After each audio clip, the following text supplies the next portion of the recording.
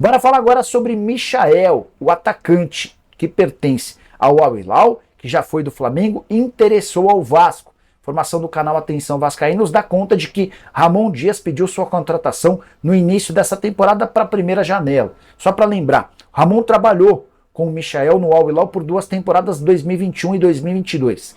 Ele se acertou com o Vasco e fez essa indicação. O Alexandre Matos ainda foi buscar informações, mas a 777 considerou o pacote muito caro. Para tirá-lo do Al Hilal haveria necessidade de um investimento superior a 10 milhões de dólares, isso sem falar no salário. Ninguém no Vasco recebe o salário do Michael. Jogador que é titular absoluto na Arábia Saudita, 37 jogos, 8 gols e 5 assistências na atual temporada. O Al Hilal que vive o melhor momento de sua história, 29 vitórias consecutivas, recorde na história do futebol mundial. Só para completar sobre o Vasco, Cruz Maltino descartou conversas com o Lucas Lima, jogador que pertence ao São Bernardo. Essa especulação surgiu nas últimas horas. Queria aproveitar e também contar que depois de renovar o contrato com o Piton, o Vasco tenta estender os vínculos de Léo Jardim e Léo.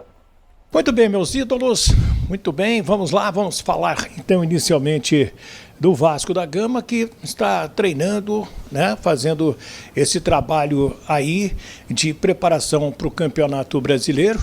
Conversei com o Alexandre Matos e sobre a reunião dele com o Emiliano, com o Ramon Dias, muita gente disse, não foi para parar arestas. Ele me disse, não tem rigorosamente nada nesse assunto.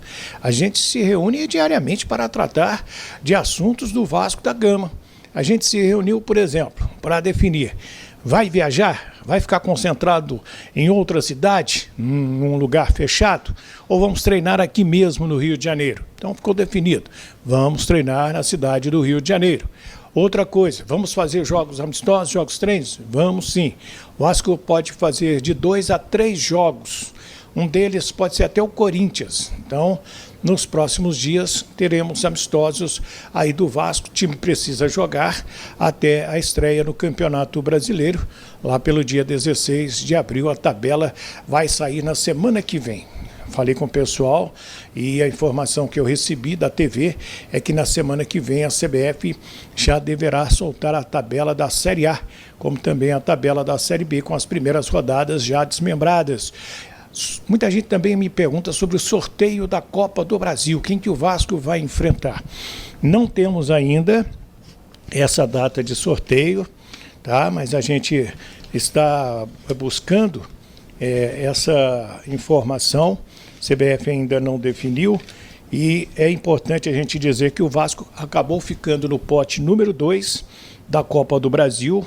Então o Vasco vai enfrentar ou Flamengo, Palmeiras, ou Galo, Flu, São Paulo, Atlético Paranaense, ou Grêmio, ou Botafogo, Bragantino, Cuiabá, Bahia, Atlético Goianiense, Internacional, Ceará, Corinthians ou Fortaleza.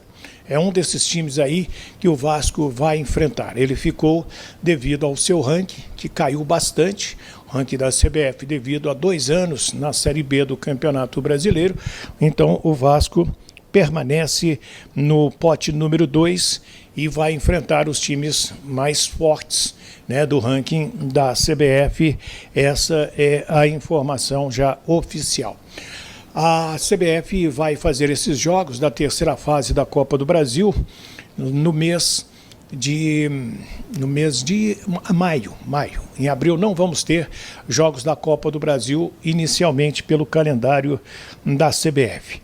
Bem, sobre reforços, eu perguntei ao Alexandre, você vai contratar ele? Vou contratar. Marlon Freitas, mais uma vez ele me disse, Wellington, Marlon Freitas é titular do Botafogo. Não tem como a gente querer tirar o Marlon Freitas do Botafogo. Seria a mesma coisa do Botafogo querer tirar o Lucas Piton do Vasco. É titular. Então, você não tem como contratar esse tipo de jogador. Então, a informação passada pelo Alexandre Matos é que o Marlon Freitas não está nos planos do Vasco da Gama, porque tem contrato com o Botafogo e é titular, né, do time botafoguense. Outra situação aqui, a questão também que é bom para a gente trazer. A CBF abriu uma brecha para que os clubes brasileiros possam contratar jogadores que atuaram ou que estão atuando nos campeonatos estaduais. E esta janela vai ser de 1º a 19 de abril. Então é nesta janela que o Vasco vai tentar contratar reforços para o seu time. Renovações, zagueiro Léo e goleiro Léo Jardim. Vasco está trabalhando para renovar esses contratos. E a CR Vasco, ou seja, o Clube de Regatas Vasco da Gama, ainda não indicou os 2 nomes para o Conselho de Administração da Vasco SAF. De Brasília, hoje, veio a notícia que a Comissão de Ética da Presidência da República barrou a nomeação do Alexandre Cordeiro Macedo, que é presidente do CAD. CAD é o Conselho de Administração de Defesa Econômica. Então, ele não foi liberado. O Pedrinho vai ter que indicar aí um outro nome. É o que nós temos de informação a respeito desse assunto. E mais jogadores pretendidos aí pela cúpula do Vasco, né?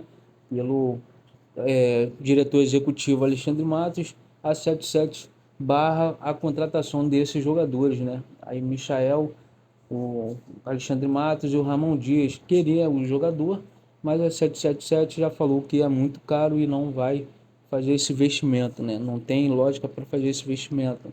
Marlon Freitas também, aí o próprio Alexandre Matos disse que por ele ser titular no Botafogo, não deve ser aí contratado pelo Vasco, né? Então, esse jogador não vai fazer parte do elenco do Vasco nesta temporada.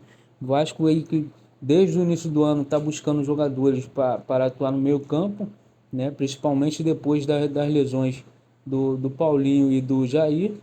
E até agora o Vasco não conseguiu achar esses jogadores, né? Vamos ver aí o Vasco mapeando no mercado aí para ver quem o Vasco traz para atuar como volante na equipe.